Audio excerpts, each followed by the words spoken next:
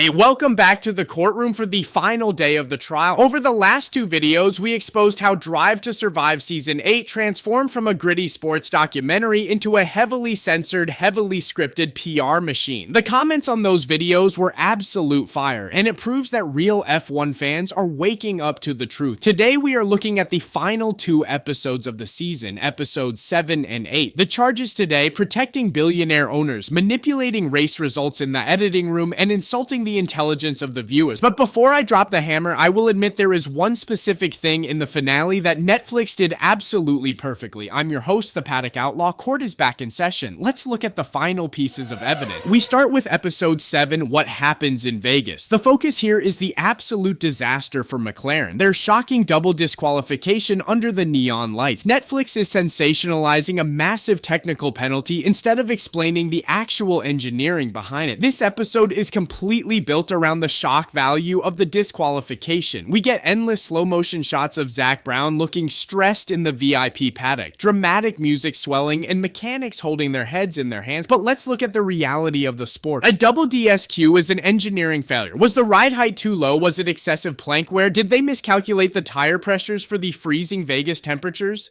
Back in the older seasons, Netflix would have taken us inside the FIA scrutineering garage. They would have used animations to explain the technical infringement. This year, they completely ignored the engineering crisis. They didn't show the technical struggle or the physics of the cars at all. They just used the DSQ as an excuse to show 30 minutes of dramatic reaction faces to make it feel like a reality TV show elimination. Guilty. They traded real motorsport journalism for cheap emotional drama. Now we move to the ultimate season finale, Episode 8, and Call Me Chucky.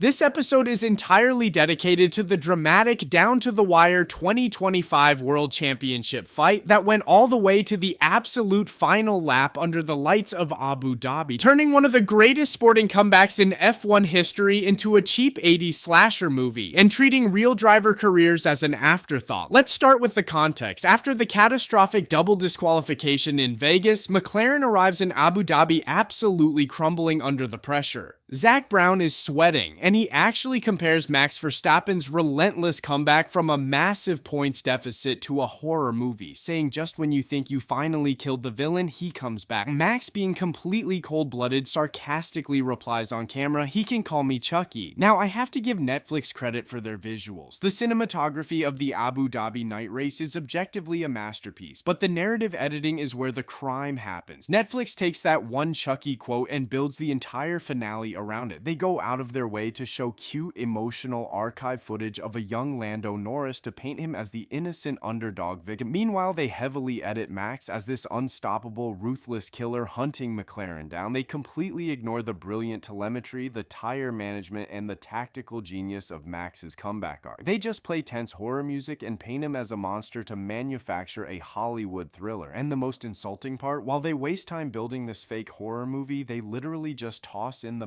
massive news of Yuki Tsunoda getting fired at the very end of the episode like it's a random afterthought. A driver loses his seat in Formula 1 and Netflix treats it like a footnote because it didn't fit their slasher script. Guilty of cheap Hollywood manipulation, it's a beautifully shot movie, but it is an absolute insult to the reality of the sport.